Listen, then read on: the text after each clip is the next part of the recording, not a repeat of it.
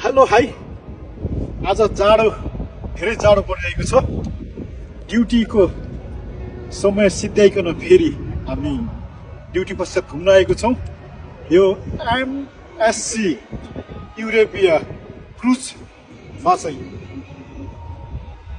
लगभग 7000 यानि कि 7000 समथिङ क्यापासिटी रहेको यो क्रुजमा जहाँ चाहिँ हरेक कुराहरू उपलब्ध रहेछन्।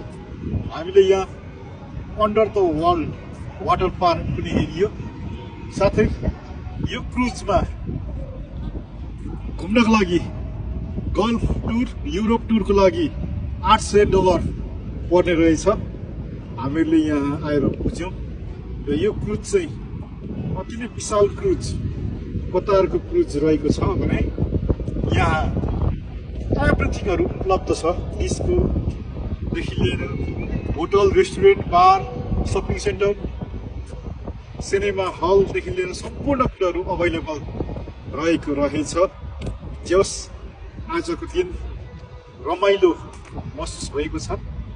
ड्युटीको बावजुद हामी यहाँ आइकन घुम्यौँ, रमाइलो गऱ्यौँ र अब हामी घरतिर लाग्नको लागि समय भइसकेको छ र हामी घरतिर जानेछौँ। धन्यवाद।